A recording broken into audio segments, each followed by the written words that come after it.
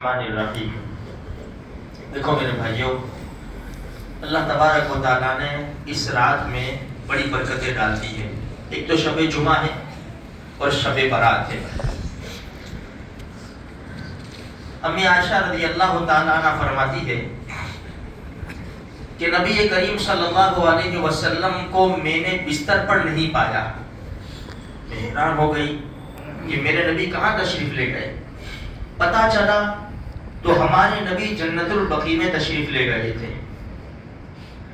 امی عائشہ رضی اللہ تعالیٰ عنہ سے فرمایا کہ عائشہ، آج کی جو رات ہے شب برات، یعنی گناہوں سے معافی، گناہوں سے چھٹکارا، معافی کا اعلان ہو جاتا ہے آج کی رات میں۔ فرمایا عائشہ، آج کی رات میں اللہ کی طرف سے عام معافی کا اعلان ہے۔ بنو کلب عرب کے اندر مشہور قبیلہ تھا، بنو کلب، بکریاں پالنے میں بڑا مشہور تھا۔ اس کی مثال دی ہے ہمارے نبی صلی اللہ علیہ وسلم نے۔ عائشہ، اس رات میں بنو کلب کی بکریوں کے بالوں کی تعداد کے موافق انسانیت کو بخشا جاتا ہے، لیکن چند گنہگار ایسے ہیں کہ اس رات میں اللہ تبارک و تعالیٰ ان کی طرف رحمت کی نظر سے دیکھتا بھی نہیں ہے۔ ایک تو مشرک ہے، 2-4 دن پہلے میں نے پوری تفصیل بتائی تھی کہ مشرک کسے کہتے ہیں۔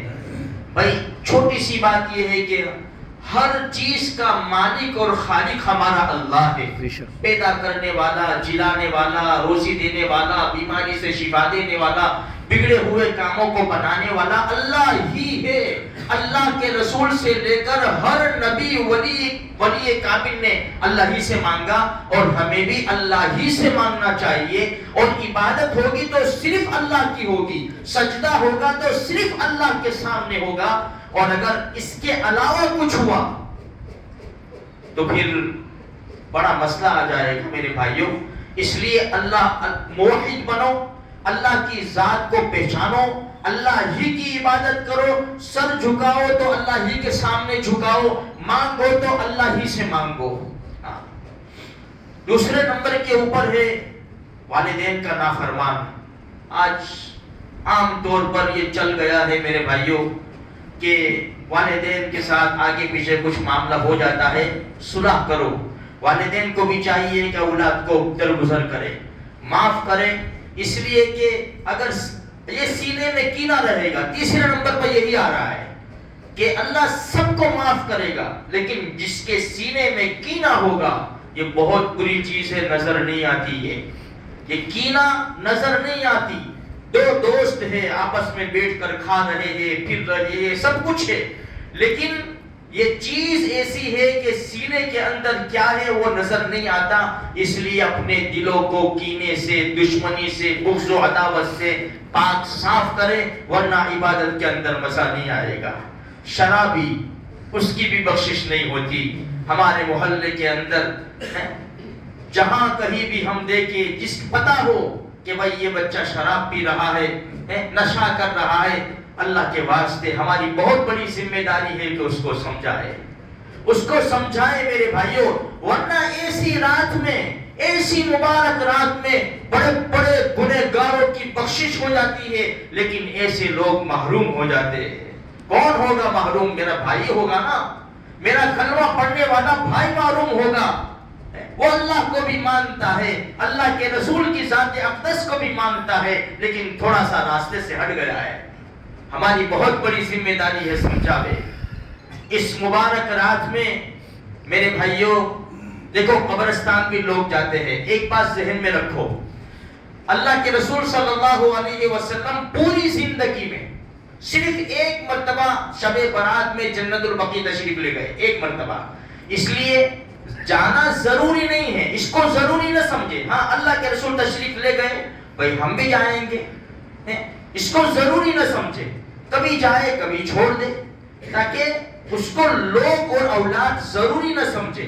قبرستان جا کر اپنے مرحومین کی قبروں پر جا کر کچھ پڑھ کر ان کو تحفہ دے کر آئے میرے بھائیوں۔ زندوں کو تو تحفہ دے دیتے ہیں، وہ ایک ایک سبحان اللہ کے محتاج ہے جو پڑے ہوئے ہیں. جس ماں نے ہم کو 9 مہینے پیٹ میں پالا رکھا، 5 سال ہمارا پیشاب پاخانہ صاف کیا، 2 سال دودھ پلایا، آج ایک ایک سبحان اللہ کے محتاج ہے. جو باپ نہ گرمی دیکھی، نہ سردی دیکھی، نہ بارش دیکھا، پھرتا رہا اور اپنے بچوں کو پروان چڑھایا، اپنی فکر نہ کی، آج وہ تن و من مٹی کے نیچے سوئے ہوئے ہیں. چلے جاؤ کبھی کبھی ماں باپ کی قبر کے اوپر، نہیں جا سکتے تو روزانہ یاد رکھ کے ایصال ثواب کرو، یہ ہماری بہت بڑی ذمہ داری ہے. تو قبرستان جایا کرو تاکہ موت کی یاد ہمیں ہمیشہ تازہ رہے. ہمارا قصور یہ ہے کہ ہمارے پاس وقت نہیں ہے.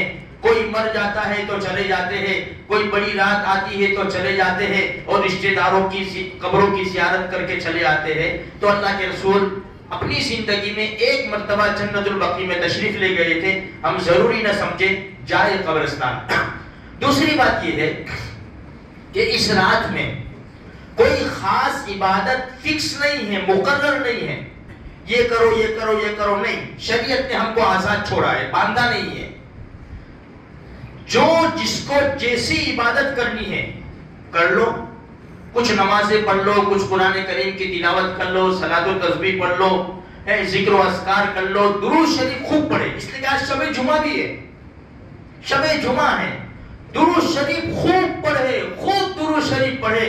اور جو 3 صورتیں بتائی جاتی ہے، 3 باتیں، سورہ کہف ہے، سورہ دخان ہے، اور تیسرے نمبر پر یہی درود شریف ہے، اس کی ہم پابندی کریں میرے بھائیوں. ہاں تو حضرت علی رضی اللہ تعالیٰ عنہ کی روایت ہے کہ رات کو عبادت کرو، دن میں روزہ رکھو. ابھی جو آئندہ کل کا روزہ ہے وہ بھی ضروری نہیں ہے، مستحب ہے. جس کو رکھنا چاہے رکھ سکتے ہیں، نہیں رکھنا چاہے تو نہیں رکھ سکتے، جس طرح بھی چاہے. تو عبادت بھی کوئی فکس نہیں ہے اور روزہ بھی ضروری نہیں ہے. رکھنا چاہے تو رکھے، نہ رکھنا چاہے تو نہ رکھے. اور میرے بھائیوں، جب ہم دعا کے لیے ہاتھ اٹھائے، اللہ کی جیسی، دیکھو ہم دعا کریں گے نا، ہم ایک کونے میں بیٹھ کر دعا کریں گے، چاہے مسجد میں ہو چاہے مکان میں ہو. تنہائی مطلوب ہے. اللہ کے سامنے تنہائی، کوئی بہت اہم کام ہوتا ہے نا تو ہم تنہائی میں ملتے ہیں. بھائی ہماری میٹنگ کیسی ہوگی کہ کسی کو پتہ نہ چلے، کوئی سنے بھی نہیں. ہم اللہ کے ساتھ ایسی تنہائی میں چلے جا رہے، اور میں ہوں اور میرا رب ہے. کوئی سننے والا نہیں ہے کہ ہماری مذاق اڑائے گا، کوئی سننے والا نہیں ہے. رب جو ہے نا، رب چھوٹا سا بچہ ہے نا، چھوٹا سا بچہ ماں کو کیسا پھسلاتا ہے، کبھی ادھر کبھی ادھر ہے، اس طرح ماں کو پھسلاتا ہے. ماں اتنی رحم دل ہو جاتی ہے کہ بیٹے کی خواہش اور امید پوری کر دیتی ہے. وہ 70 ماؤں سے زیادہ رحم کرنے والا ہے. تنہائی میں چلے جاوے اور سب سے پہلے اللہ کی تعریف کرے جیسی بھی آوے، کیونکہ کوئی سنے گا نہیں تو ہنسے گا نہیں. جیسی بھی آوے کہ اللہ تو بہت بڑا، تیرے سے تو کوئی بڑا نہیں. تو نے آسمان بنایا، زمین بنائی، تو نے پوری کائنات کو سجایا، تو نہیں تھکا میرے رب.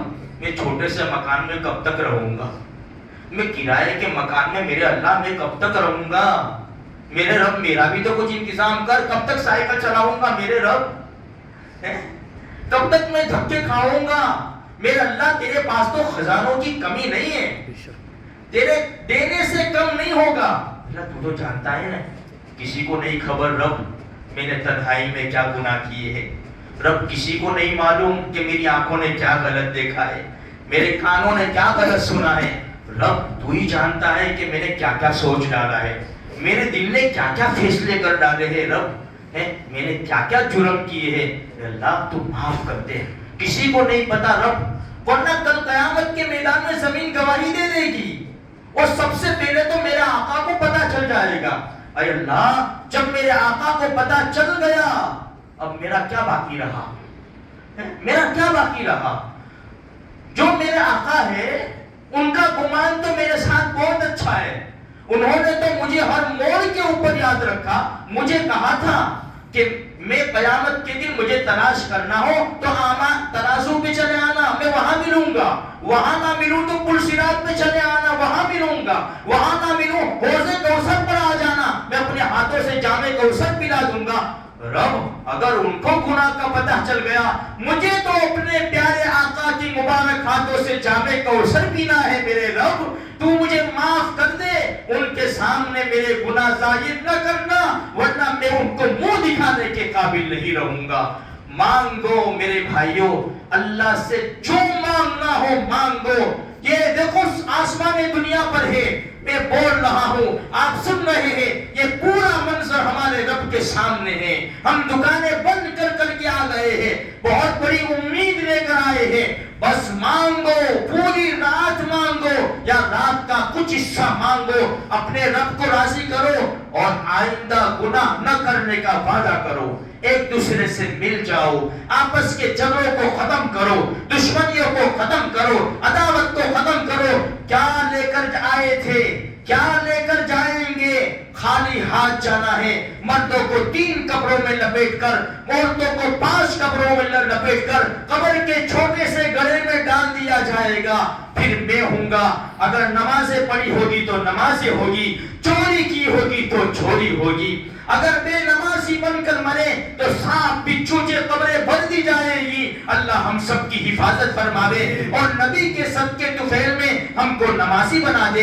اللہ ہم سب کو سچے اپنے نبی کے عاشق بنا دے۔ ہمیں اللہ تیرے دربار میں آنے جانے والا بنا دے۔ یہ تیری کتاب ہے، یہ تیرا قرآن ہے، ہم نے چھوڑ رکھا ہے۔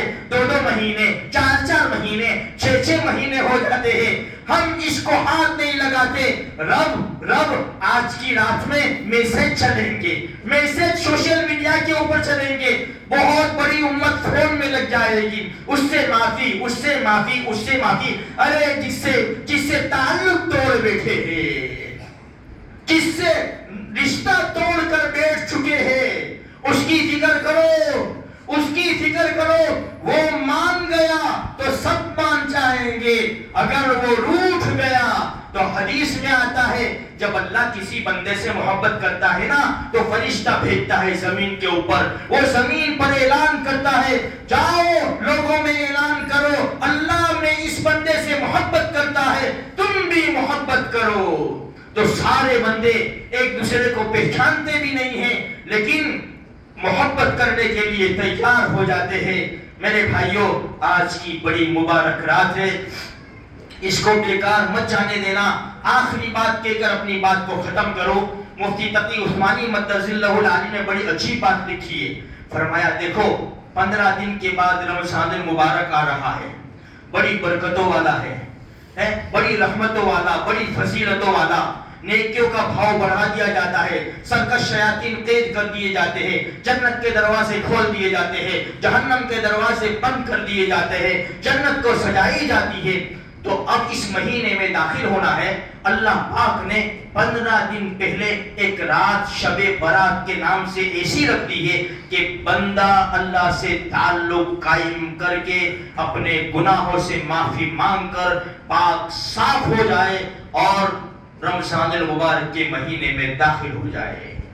تو میرے بھائیوں، بس اللہ تبارک و تعالیٰ سے دعا ہے اللہ پاک اس پوری مجلس کو اللہ پاک قبول فرماوے، سب کی حاضری منظور مقبول فرماوے۔ ہم جو بھی ٹوٹی پھوٹی رب سے عبادت کریں اللہ تبارک و تعالیٰ اپنے فضل سے قبول فرماوے۔